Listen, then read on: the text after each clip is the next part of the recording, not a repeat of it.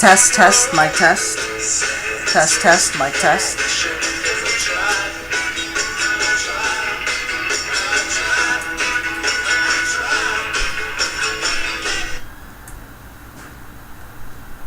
Alrighty, so let's get this going. Test, test, mic test. Looks like everything is working. We got everything recording. You should be able to see the screen clearly and hopefully the audio as well. And there was a backup. I have a little bit of mic here sticking out of my shirt, so hopefully the audio comes out super good. I'm a full-time investor and a marketer, so creating these videos and recording them, this is all new territory for me. But want to make sure everything is working okay. Give it a quick second. If you're wondering why the board seems a little bit off or askew, it's not the camera. I put up that board myself, and so apparently it came out a little bit off. And yeah, so that's why, right? So it's not the camera. But before we continue, I always like to timestamp these recordings that we make, and today is Friday, November the 8th, and I'm doing two cameras just to make sure we record everything correctly, right? So you guys should be able to see that pop up on there. Alrighty, and yeah, so let's get this going. My name is Gil, and the whole purpose of this video is to share a little bit about my background and my story. We've got a bunch of people that's following our content with regards to investor training, lead generation, and we're also getting a lot of feedback and interest from private investors as well. So I wanted to put this video together to share my story, build some rapport, and connect with the audience and the subscribers that we have. A bunch of people have been also requesting, hey, you know what, if you guys can move to like a whiteboard format, that would help a ton. So this video is to start off that series again, to share a little bit about my background and my story, right? So my name is Gil, and it's spelled G-I-L. My friends call me Gino, that's my nickname, and for those that are closest to me, they just refer to me as G, right? So I moved here from Manila, Philippines in August of 2007. So that's when I first got started here in the United States. Wasn't a very glamorous start, must admit. I was couch surfing for about 3 months when I first got here. Not exactly the best time to make that move. I think real estate was just absolutely getting beat up during that time, and so it was a little bit rough, especially just finding work. I was looking for anything and everything that I could get my hands on, right? Now, prior to 2007, I am born and raised in the Philippines, proud Filipino, right? In grade school, I got great grades. I was on the honor roll, all throughout. I played football growing up, not the pigskin kind, the one with the black and white checkered ball. I grew up playing football left wing. I continued all the way through high school on the football varsity team there. Continued playing left wing and left fullback. In addition to being active in sports and varsity, I was also a member of the student council. I was a student council president, so very active with student government, working with inside and outside organizations. So I definitely spent my time, definitely spent a good amount of time in there as well. I was able to stay on the honor roll, which to some continues to stay a mystery, since in my sophomore year I was notorious for actually just going to school 1 to 2 out of the 5 days in the week. I also got busted by our school nurse and the principal with regards to skipping and missing out on classes. One of my best friends growing up, and we're still very close today, Christine, pretended that she was my aunt, right, so that I could get excused and get sent home because I pretended to be sick, but that didn't turn out so well. And yet, I was still able to stay on the honor roll, graduate football varsity, and maintain my, and run and win as student council president. So that was my high school.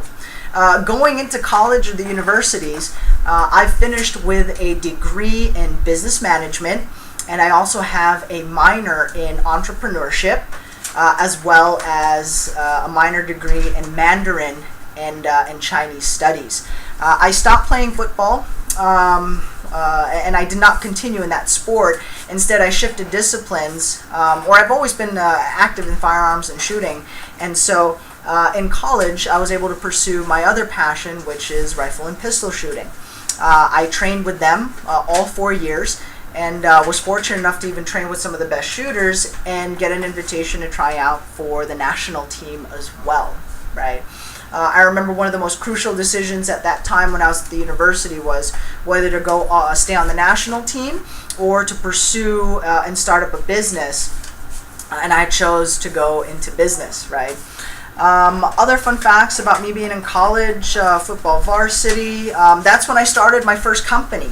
I was 19 when I started and incorporated my first company, and we were in the digital archiving space, right? So you see companies like Iron Mountain, where they take giant stacks of documents, put it onto a little CD or DVD, and eliminate all the paper, so it's taking you paperless. Now, at the time we had launched that service, we were one of only 4 companies offering it.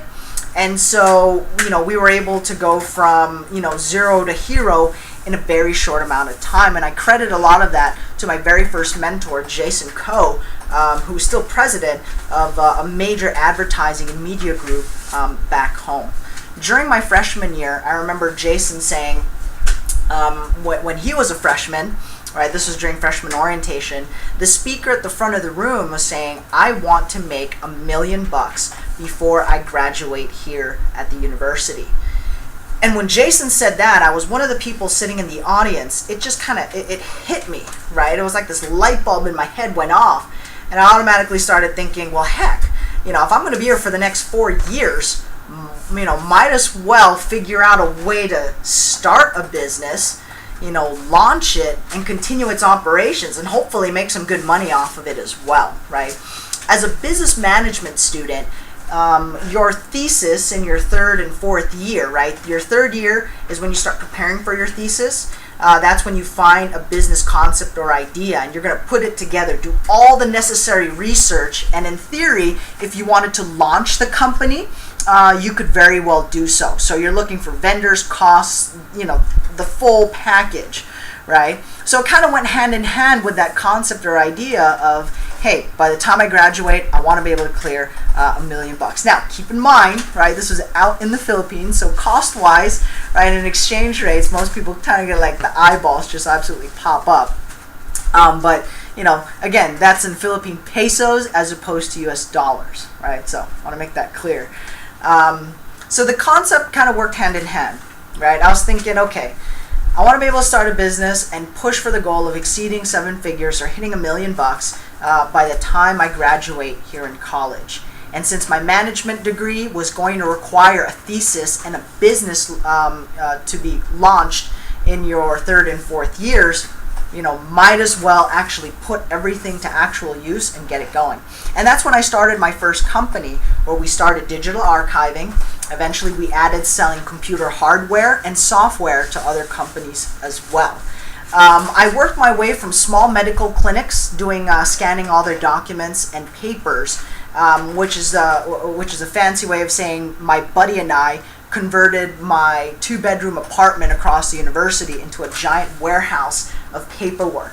And we sat in the living room with Frankenstein. That was the first computer workstation we had, and we called it Frankenstein because we salvaged parts from my computer, from my buddy's computer, in order to put something together, and we had a flatbed scanner. So just imagine, scanning one document after another with a flatbed scanner and one of those lamps that goes, all day, all night.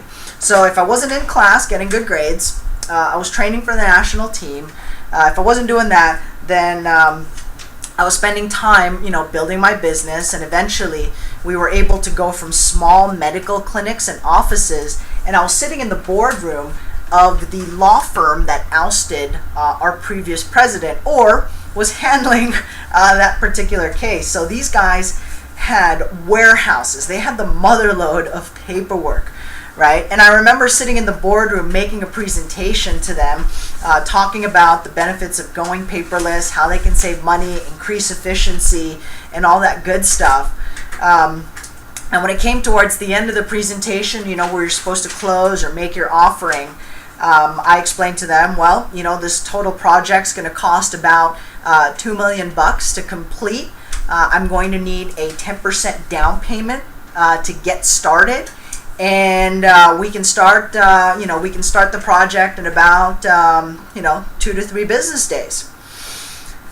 And it was just silence, right? We just kind of waited, and I looked over to take one of the main principals, one of the main decision makers at that law firm, and he looks at me, he looks at the rest of his management team, and he looks at the lady in charge of financing and accounting, and he says, "Well, Gil, like the presentation, it makes sense. It just so happens we've been looking into scanning and converting a lot of the documents that we have, right? And so it's oddly enough, you end up in here from a referral of so and so and this and that, and why don't you go ahead and get with Linda?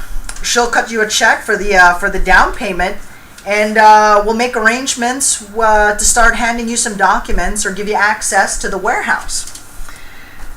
And that's when everything kind of just changed, right? And in that split second right after he said that, I couldn't believe he had said yes. I was hitting my buddy underneath the table thinking, holy smokes,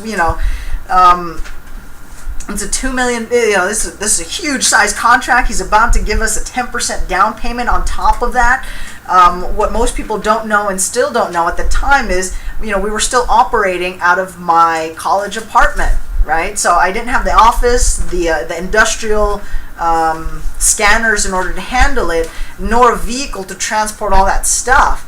And I knew all that going into the presentation. So that's where the 10% that we had collected, it was the biggest check I've ever held on to, in my life at the time.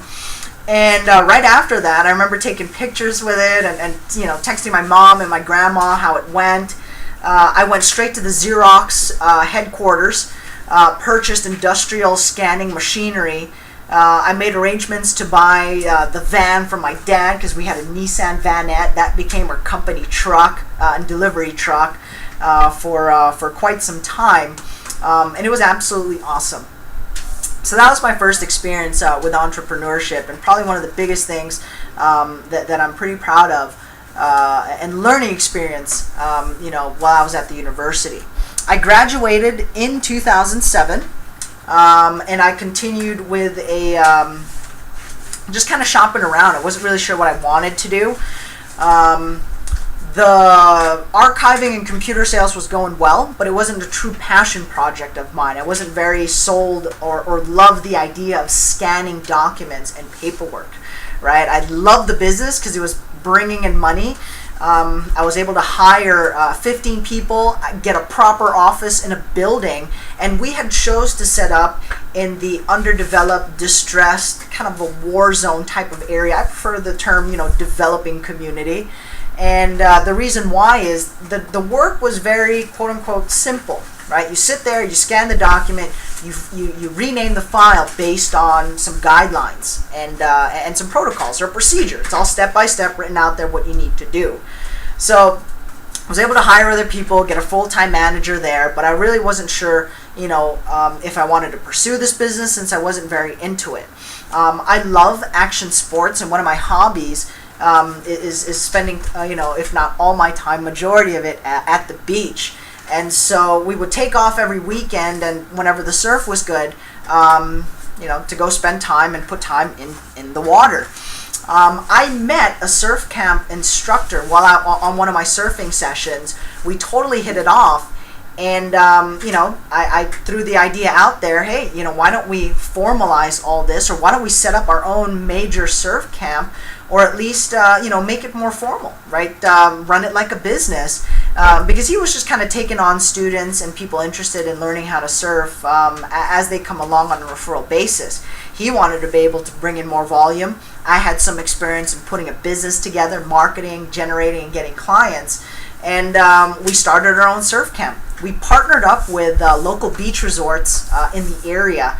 And I tell you, for somebody that just graduated from college, had a company paying the bills and some extra money coming over, it was a total dream. I absolutely loved it. I spent 5 out of 7 days at the beach, working at the resort, at the surf camp. And I'd come home on the weekends to spend time with my family or to just catch up and see how things were going in the big city. So I had my surf camp, and one of the surf resort owners was quick to point out and say, hey, you know what, Gil, you're bringing in clients during the rainy season, right? When it gets when the weather is horrible. And that's because that's when the storms come in, typhoons are coming in, winds are blowing, the swells coming in. So from a surfer standpoint, that's peak season. That is the ideal time to go out, because that's when you're going to get the best waves or ideal conditions to hit the water and surf. So we loved it. Most resorts in the Philippines are open for about 2, 3, maybe 4 months in the year. Some resorts are only open for 2 months, which is summer break. They generate enough business that they can close shop for the rest of the year. Since we were bringing in an additional 3 to 6 months of business during the typhoon season when everybody else would close shop, I was able to develop some really good relationships with some resort owners. So we were hanging out at the beach one day, and he pointed out, hey, you know, we were able to help build that neighborhood, that community, and the businesses were thriving, and more tourists were coming in, and the word was coming out that, you know, this area was a great place to, you know, to surf, to spend your weekends, very family friendly. And so we were able to develop really good communities and ties. And one of the resort owners leaned over to me and said, hey, Gil, if there ever comes a time one day when you want to buy property out here, let us know. We will help you, and we will make sure you get some seriously good real estate out here.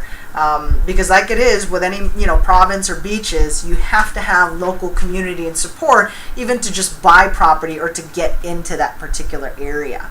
And a light bulb went off in my head, and I was thinking, man, if I could have my own beach resort one day, that would be awesome. When I took a look at the price points, they were still way outside of what I was normally used to seeing, you know, numbers wise and spending wise. And I thought to myself, you know, how can I shorten the time frame, okay, in order for me to generate a ton of cash, income, and investments, just raise enough money, okay, raise as much money as possible in the shortest amount of time. How can I do that? Where can I do that? And it took me a while, and I was thinking about it, and eventually it dawned on me and it hit me, right? What you can do in the Philippines in about 10 years, here in the United States, can do it in half the time, maybe even less. That's what I love about being out here. If you're willing to put in the time, the work, you can make some really cool stuff happen. And I'm going to share that on what I've been up to and what I've been able to do here in 2007, right? So that surf camp was fantastic. You know, things were rolling. From a little surf club, I was able to, you know, organize and formalize it and start up a surfing association, right? A major surfing association, up to the point that it was recognized by an Olympic body. It was recognized as the surfing and water sports organization in the entire Philippines, where if you wanted to participate in the Olympics, this is the group that you would go to not only get accreditation, but, you know, again, this is the local organization to tap and get into. And I did all this, you know, from my home, a little bit computer, laptop, sending out emails, getting on some conference calls in order to get accredited. Other groups have tried it before. We were able to do it, right? And I thought that was pretty awesome, because again, all happened from home, and just a real desire to, and with the help of some amazing sponsors and team members. Give me a quick second to pause. The other camera is about to die, so we got to make sure that we plug it in before it conks out. So I'm going to just run around here like a chicken with my head cut off. And okay, perfect. You have the plug? Or is it over there? No? No, do you know where the outlet is, or the plug? Okay. 1 second while we look for where that plug is, because, nope, that's not it. We're talking actual plug for laptop camera. Thank you. You'll handle that. I'll plug this one in. Yeah, definitely want to get a backup recording, and so I got this camera running, and then I have one on my desk on my laptop recording as well. So I hope that didn't totally mess up the flow a little bit. But again, to recap, so I was that was one of the major projects that I got involved with, a true passion project of mine. And kind of reached the point where I wasn't really sure what to do with the computer business and the digital archiving company, because again, it wasn't something I was very into passion-wise. I had talked with my mentor, met with him at his business, at his office, and he goes, you know what, Gil, you have to find a company that can show you the ins and outs of how to start a business, grow a business, and really take it to the next level. And we're talking, different departments, different level of operations, and getting down to the nitty-gritty of it, right? You have the ability or access, to go into the United States, have a green card, and so that's one thing you should definitely maximize and looking into, right? So I was thinking about what my mentor Jason was saying at the time, and I was thinking about the one of the resort owners' offer on helping me acquire prime real estate, resort real estate out there, and me wanting to be able to do that, but I had to generate ton of capital and cash in order to buy that type of prime real estate.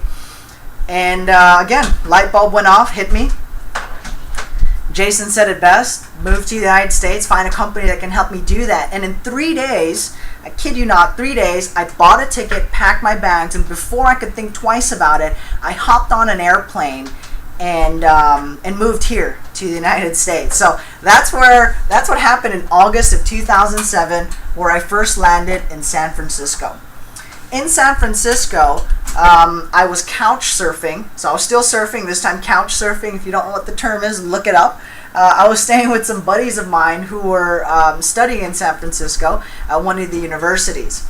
As much as I wanted to find a great job and to start working somewhere, it wasn't hard, or it wasn't very easy to find, right? Second. Frank, you're going to have to lean it over. It's not plugged.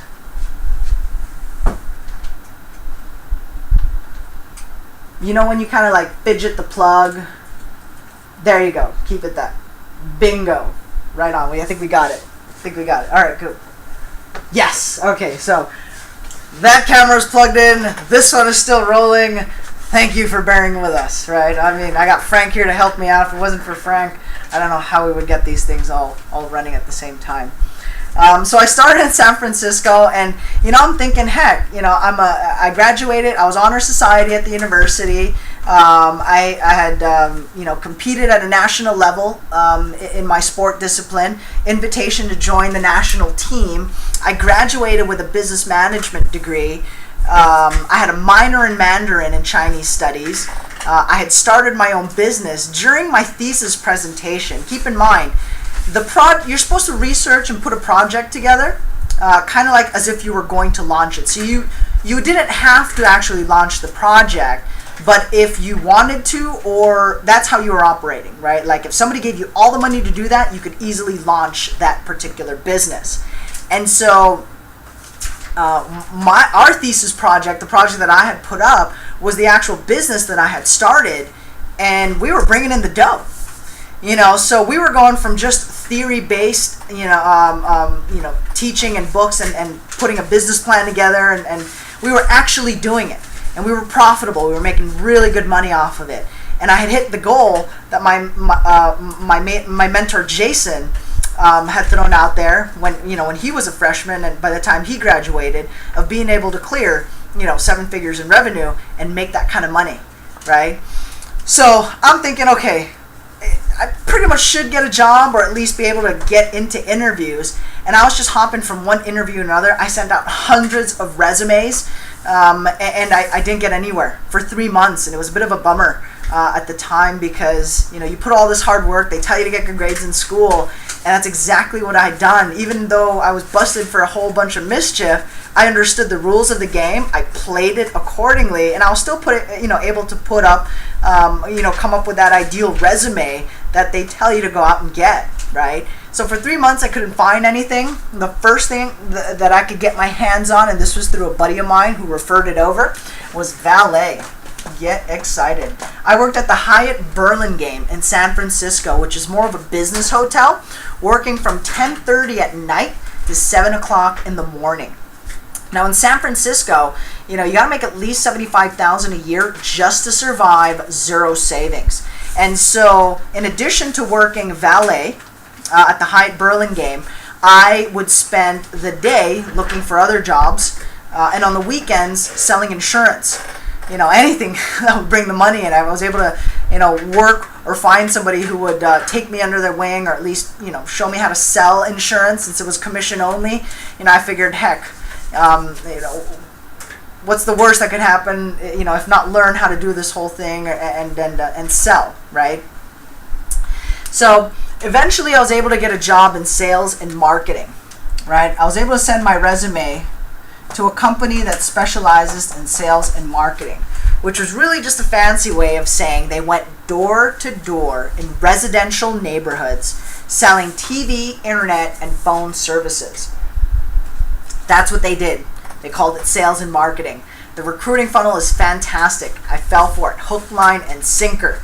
Then I actually went out on the field interview, and that's what we ended up doing. Right now, most people would pretty be bummed about that, falling or being placed in that position, going door to door. Again, not very glamorous. But in high school, I read the book by Robert Kiyosaki, Rich Dad, Poor Dad.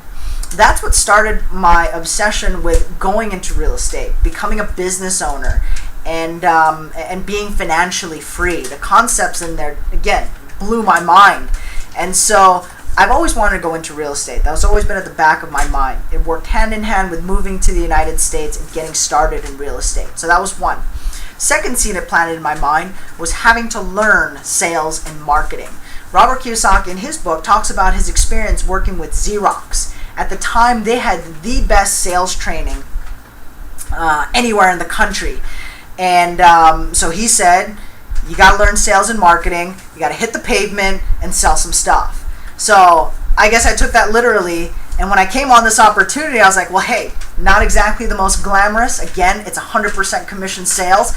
Not quite sure, how I'm going to do it, but I'm going to learn sales. I'm going to learn marketing. And part of their training program was recruiting, where they show you how to pass on your knowledge in sales and being able to, put numbers on the books, right? More clients, more sales. Everybody's happier at the end of the day. They were going to show you how to recruit, which is to build an organization around you, and management as well. So they're going to show you how to run a company, how to set it up, have systems in place, and be able to build that business over time. So it wasn't exactly, what I had hoped, the channel that I wanted to learn, sales and marketing, but that's exactly what I needed at the time. So I started in San Francisco on AT&T. AT&T was the services we sold to homeowners: TV, internet, and home phone. Right. Within about 5 months, I was able to work my way up the totem pole, build a team of 10 other sales rep, and I was the team leader. Where we would focus on three things: sales, recruiting, and management. Right. How to run a business, how to continue to create and bring the money in, generate revenue, and recruiting, right? Working with new people, growing the business, finding other candidates who can help us grow the team, grow the business, all on 100% commission based. We continued to do very well, and I earned a spot onto a team that was invited to go to Denver, Colorado. So that led me to my next destination, which is Denver, Colorado. Absolutely love that place, where we were going to pilot a project for Quest Communications. So here I work with AT&T. I was valet. That's already on there. Quest Communications. Quest Communications is like the equivalent of AT&T in the Midwest. They provide the best TV, internet, and phone services. And at least that's what they take. That's what they like to take pride in. Now, this was a door-to-door campaign as well, but it was also a business-to-business campaign. Now, when we were invited to go out there was a team of 10 of us. This was not a full-on campaign. It was a test project, what we call a pilot campaign, right? Where they may roll it out in other markets, they may not keep it, they may scrap it. It all depends on the results of the team that goes out there and how much sales they can put on it, if it's sustainable in multiple markets. And we moved out there with 10 other individuals. I was invited to come along, even though I was still pretty fresh in the company. Again, 5-6 months. But that's what I love about an environment where the harder you work, the more rewards you reap from it, right? And the faster it is you can move up. So I was invited to go out to Denver, Colorado. We spent about 2-3 months piloting this project, and it was a complete hit. Quest loved it. We were bringing in more clients. We were able to upsell existing clients, build better bundle packages, and keep customers for 2-3+ years longer through contracts. So they absolutely loved it, and they rolled this out into multiple markets, right? They rolled it out in Minnesota. They rolled it out in, I can't remember the other markets, but wherever Quest is in, whatever blueprint or footprint they have, that's where they rolled it out in. From Denver, Colorado, I also spent some time in Minnesota, where I would travel around and train the other markets and the other offices for Quest communication, passing on information on best practices like how we were able to do so many sales, how we were able to do high quality sales, and best practices when it comes to recruiting. Right? Now, Denver, Colorado, we moved there in December, so right smack in winter. And I'm born and raised on an island, never seen snow in my life, so all of this, again, totally fresh and new experience. But imagine building a 100% commission sales force in the cold of winter, let alone in a market like Minnesota. But that's exactly what we were able to do, and we were very successful at it, right? From Denver, Colorado, 6 months later, because of, again, the sales, the quality, and being able to grow the office, we went from 10 full-time reps, commission only, to 60 full-time reps, right? And we had candidates coming through the door. We had applicant after applicant to screen. So it was absolutely fantastic. I was able to move up in management, and that's when I was offered to have my very own business and my own client. My own client meaning my own Quest, my own AT&T, in a market that I would oversee. So they walked me through the incorporation process, and that's when I started my first company here in San Diego. I'm going to put that right here. So I had my first company in the Philippines when I was 19. Here in San Diego, we incorporated and set up my first business, and my own clients were Quill, which is a subsidiary of Staples.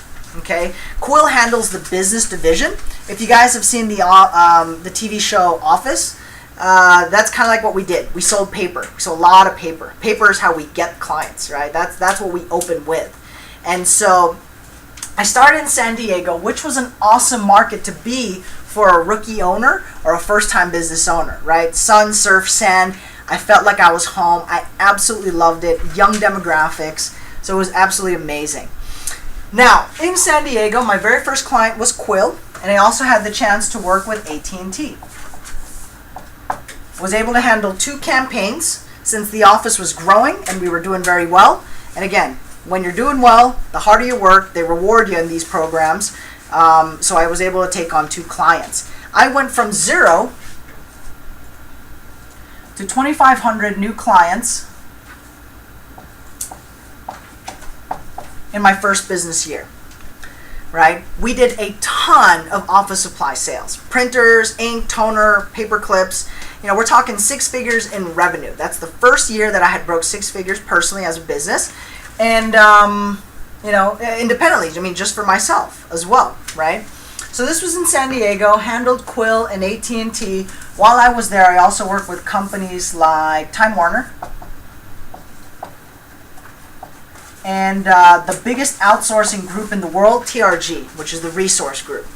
I oversaw their recruiting and hiring for multiple markets that they were in for AT&T services. I would also be in charge of sales and management for that particular market. I'm proud to say we were the best sales office for the entire TRG blueprint with regards to the AT&T campaigns that they were actively working on. Loved that experience. Now, while I was in San Diego, I don't know what triggered it. I think it might have been, you know, it might have been a long week and I had some downtime. Something popped up, and you know, I was thinking, well, you know, now that things are going great, you know, do I really want to do this for the rest of my life, right? Because this is the kind of business model where you have to come in every single day, right? If you guys haven't seen the movie The Goods, watch it. Check it out. That's kind of what we did, except we were more structured. Everybody dressed to the nines. They had full suits, nicest of ties, clean shoes, clean cut, all that good stuff. But essentially, it was like The Goods, where we would go around, do some hard sales. We would come up in the morning. We would gather in the bullpen or like the main floor. We would do our rah-rah meetings.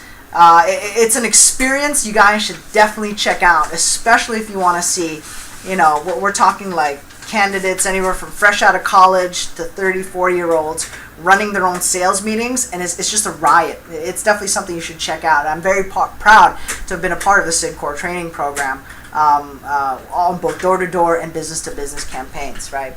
So I still did get to thinking, is this the kind of business model that I want, right? I want to come in. Do I really want to come in every day, spend 10, 11, 12-hour days here in the office? If I don't come in and run the sales meeting and inspire everybody and do all that stuff that we were doing every day, the business would have stopped. So it wasn't the business model that I wanted to stick with. I had learned my marketing and sales that I needed to pick up on. I got my training on how to put together businesses, develop relationships. And from this experience right here, I can say that I can go into any market under any conditions and generate revenue and do deals. Whether it be office supplies, whether it be telecommunications, whether it be, what else were we doing at the time then? Insurance, right? And that's what allowed me to transition and segue into real estate. I watched a webinar by Joe McCall, who specializes in lease option investing.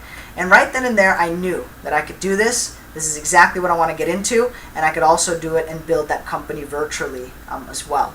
So I eventually transitioned all my reps into other companies. Eventually, some of them ended up getting pirated anyway, since, we were working on 100% commission, right? When another organization or major company offers you a base salary, a very competitive base salary, any base, going from 100% commission to any base looks very appealing. So even if I wanted to keep them, I couldn't. They got pirated. I lost half my office that way. And I kept the office or the business open long enough where the rest of the reps could find other companies and transition out and go into, right?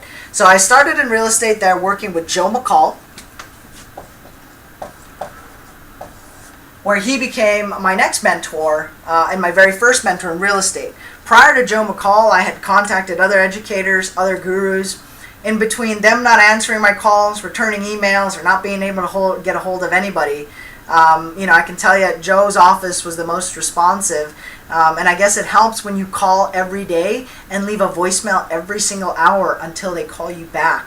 I was calling Joe because he specializes in doing deals virtually, and he loves to leverage his time and outsource, right? And I had already built relationships in the outsourcing industry with call centers, virtual assistants, and a bunch of other programs and platforms. So my pitch to Joe was, I know we can start a company and help your students do more deals, offering virtual assistant services and marketing services for investors and first-time students in the real estate niche and space. I started working with Joe, getting properties under contract. I lived in San Diego. Joe's real estate market was in St. Louis. All right, I was locking up properties in St. Louis, sending it to a local sales manager or a local agent, and they would move that contract forward, and we would flip houses that way. We flipped enough houses where Joe actually calls me one day and says, "Hey, man, so far things are going really well. I was just wondering what you're thinking about doing here in the near future." And I said, well, you know what? I think no real plans. I was still in San Diego at the time. Once I got out of this company, I started working again in the surfing industry. I was able to focus and leave an industry that I wasn't very passionate about and focus on, a passion project. And I started working with a surfing company that sold apparel, board shorts, right? They were selling board shorts. And while I was there, I exceeded my sales goals and targets. They were expecting me to make X amount. Basically, I doubled that, and that's how much new revenue I had brought in from new clientele. Again, the training that I picked up, the resilience from going door to door, going from one prospect to the other, up until you find the right person to do business with, create value, and build a long-term relationship. So while I was at the surfing company, eventually I got fired, oddly enough. Since I was a little too entrepreneurial for the management team, and I moved out of that space. That's when I called Joe back, and I was like, "Hey, Joe, crazy story, right? Don't want you to get too freaked out, but my schedule has cleared. I don't have any active projects right now, and you can tell me no, right? But what are your thoughts about me moving out there, becoming neighbors, take me under your wing and we'll start flipping even more houses together. Right, because he was very happy with the results that we were doing virtually. I had never met Joe. We had only corresponded via email and conference calls. I saw him on a webinar, right, from reiclub.com. That's how I discovered him. That's how I came across his content, and that's where we started our relationship. And again, keep in mind, I called every hour, leaving a voicemail until they got back to me, since I was very interested in getting my hands on this project. So I called Joe and threw that idea out there. Joe was like, hey, you know what? That actually might work. I think that's pretty cool. If you'd be willing to drive out here and move here, I would say why not? You know, and at the time my options were, I was initially thinking about moving to Mexico, staying out there, and because you live super cheap in Mexico, you make the same amount of money, you can live like a king out there, so they say. And I was sold on that idea at the time. But when the opportunity opened up to work under a real estate investor, and do multiple deals, I jumped on it right away.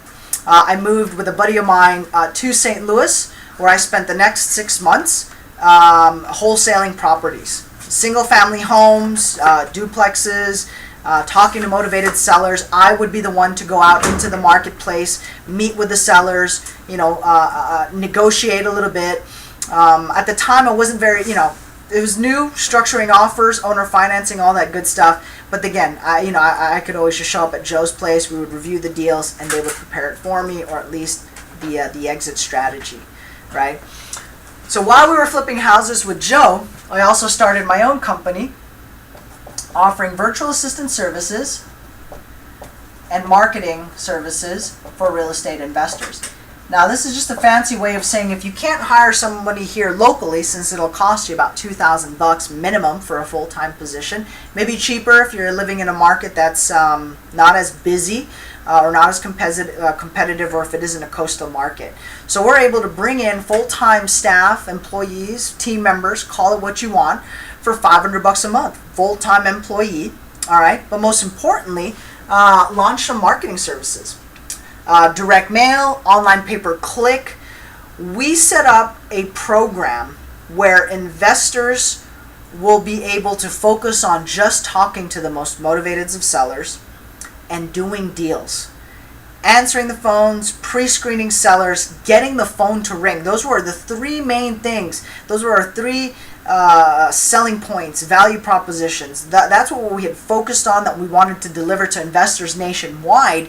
And what that did for Joe McCall's coaching program is not only did students see a higher success rate, and they say the proof is in the pudding, so check out the testimonial pages for investors that we've worked with, that we've been able to take their business both to the next level, right? Take people that have never done deals to do deals in 30 days or less, or even investors cracking 6 figures in revenues and wholesaling fees. It's just absolutely mind-blowing and fantastic. And whenever we talk about, income, things like that, results aren't typical. Then again, if you want to be average and typical, by all means, go for it. But I know I'm not, neither should you. So, yeah, just throwing that out there. But we do have case studies and testimonials from actual investors, clients, and students that have been able to make that successful transition into real estate and do deals. So we were doing deals in St. Louis. We started our own marketing company, specializing in working with investors, which is still active and up and running today, right? From St. Louis, right? After spending about 4, maybe 6 months at the most, I would say maybe 4 months, out in the field meeting with motivated sellers and homeowners and getting, learning all the different other marketing strategies that you can go into. I tapped Joe and said, hey, Joe, I think now's the time. I think now's the time we can expand, grow the business to a whole nother level, and we should go into markets with bigger margins and bigger numbers. And that's when I made the proposal to go ahead and move to Los Angeles, California. And this is where I'm based right now. I've got an office here in Old Town Pasadena, which is a long way from my original couch surfing days in San Francisco. As you guys saw, the year right now was 2013.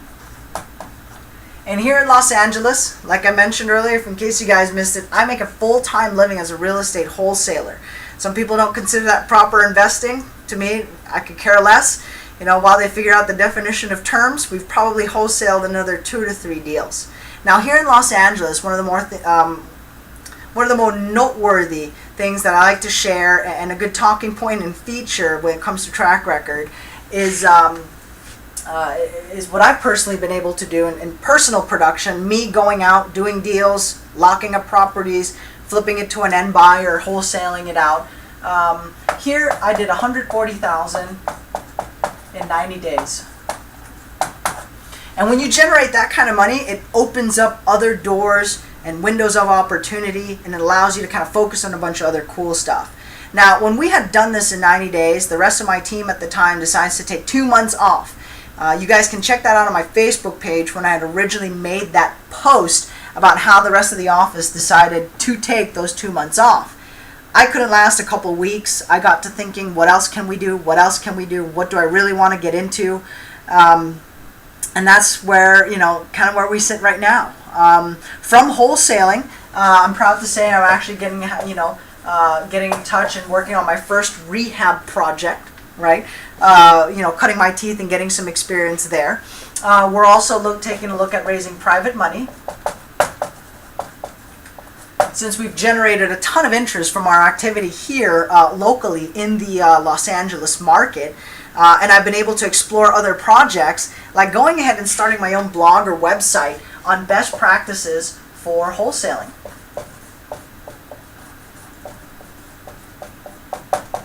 And you guys can see that in the other portions of my blog or my personal website on the best practices that we have as a marketing company. Everything that we are doing, at least the best practices, the stuff that's working really well for us, we're sharing with other wholesalers nationwide so that they can find other deals. Because now we're going into buying mode as well. We're looking at going into multifamilies and commercial.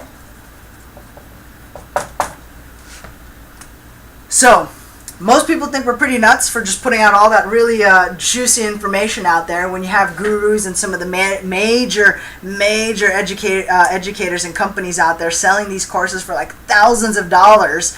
But I mean, it's a passion project of mine, and my team feels the same way. People ask me, Gil, how could you guys just kind of share this content out there when there's other people selling it for so much money? And here's the story behind the story there, right? Somewhere here, while I was in San Diego, kind of reevaluating my options where I wanted to go into, I attended every single major real estate event that I could find and get my butt to. When Rich Dad was in town, I went to that. When Trump University was in town, I went to that. I attended other clubs, other big performances, the kind of stuff you already see out there, like Fortune Builders. I've sat in on their sessions as well. My very first one, or one of the first ones that I attended, was a Trump University presentation, and I was totally clueless about what was coming or what kind of content they would provide and things like that. I mean, I was so clueless at the time. I actually thought Donald Trump was going to show up at the event. I mean, if you read their marketing materials, they're crafted so well, it looks like Trump's going to show up. You attend there, and it sounds like Trump's going to be coming up on stage. And instead, I got trumped, right? I purchased my first course for several thousands of dollars, and it wasn't even a coaching program, it was a course. And I could not help but sit across the table when one of their sales rep was telling me, was trying to justify or sell me on buying the course, right? I couldn't help but wonder, we're talking like several thousands of dollars here, right? Does it not make sense that we could use that money towards marketing?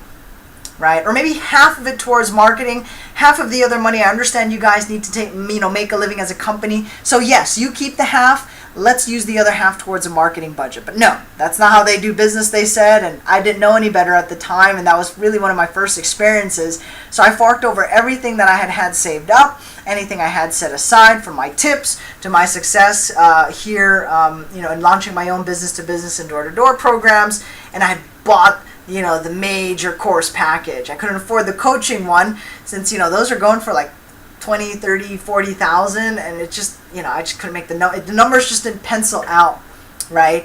And so we share all these best practices and content with the world because now, I don't want anybody to get trumped like I did, right? And the information is out there. If you really wanted to look and find it, you will find it. Also, if you guys haven't already noticed, I do come from a background where from little to no money, you can generate revenue, you can do deals, you can generate commissions, or find a way to launch and start up a business. We went from 0 to 2,500 clients while we were in San Diego. We spent $0 on marketing advertising. In case I forgot to mention that earlier, I love to talk about that and point that out because I think that's pretty awesome and something noteworthy. And so my experience here all throughout, generating that kind of revenue, being able to go into any market under any conditions, that kind of training has really shaped and set us up for the kind of projects that we're looking to get involved in and work with right now. We have some subscribers and people just kind of following our content who have been who are actually looking to fund other projects that we're going into, whether it be real estate based, other types of businesses. And again, even something as simple as what can we do with some of the websites that we have out there? If there's other ways we can continue to help other people, and build another build a successful financial project, right? So I don't know if I'm missing anything out on here. But yeah, that's kind of a little bit of a background and a snapshot of where we're coming from. I always like to start out and kind of draw a line through here because again it kind of relates to where I've started from, and although it has been a bit of an up and down kind of roller coaster in between starting here. Now most people would think valet is a pretty lowly position. I did not. I appreciated any money that had come in at the time and any big break that I could get. But all throughout this time, like anybody else out there, there's always going to be ups and downs and highs and lows. But I like to draw this arrow straight up there because, as John Maxwell says, you're going in the right direction if it's a bit of an uphill climb and an incline of a battle. So I hope that that gives you guys a good snapshot and idea of a bit of my background, my story, and for more information, other content, and let's say other projects that we're going into, shop around and look here through the site, and I think that should be it. Cool. So my name is Gil. We'll see you on the next live session we have. For those of you that want to continue and move forward with us, contact my office so that we can get you involved in some of the projects that we're in. For those that are interested in becoming clients of our marketing company, send me an email or send the office an email so that we can have a consultation and see how we can best work together. We have marketing programs for the first-time investor, and we have marketing programs and projects for high-level investors, those that are doing 10, 20, 30, 40 deals per month. I'm currently working on a project right now, and if all goes well, I think it's going to be the biggest bird dog program nationwide that is out there. And I'm also looking to get my hands on some other projects in the multifamily and the commercial space. In between taking a look at it as personal acquisitions or as a company that we want to get into, we also have buyers that are chomping at the bits to go into that next space. So going from doing deals virtually, wholesaling locally, wholesaling virtually nationwide, into going into much bigger, larger deals. So with that, guys, my name is Gil. See you on the flip side. We do have training sessions live every day. They run from Monday through Friday at 9 a.m. Pacific Standard Time. Look out for the schedule. We cover a variety of different topics. Primarily, we have open Q&A sessions for that are real estate related. Whether you're a bird dog, a wholesaler, a high-level investor, we've got presidents of REIA groups that are participating in these live sessions, and I continue to thank and appreciate all your guys' support for helping us move and provide some of the best content out there, or at least an active live resource where people can get their questions answered live, and they have a resource that they can tap into on a regular, consistent, and an ongoing basis. So we do have those live sessions that are online. I'm the biggest fan of a lot of face-to-face. I think you can tell that by some of the projects that I've worked on and programs that I've cut my teeth on. And so we do have live local meetups that we hold regularly here in the markets that we're in. And what else? So we have the online stuff, we've got the local meetups, and other than that, I mean, thanks again for hanging out this long in the video. Do appreciate it. And to those that have followed us from day one and have been supporting us. Thank you so much. You guys are the reason that we continue to push forward, stumble upwards, right? John Maxwell calls it stumbling forward, and continues to take us to that next level. So I genuinely appreciate you guys taking the time to go through this, to kind of take in the content and information. And if it's something you want to move forward with, again, send me an email, send me a text message, so that we can open a dialogue and figure out how we can work together on one of these projects. Or it might even be something that's not on here. It could be something even bigger and better. Anything to help grow the industry, provide great content. So my name is Gil. Thanks for checking out this video, and I'll see you on the other side. Bye.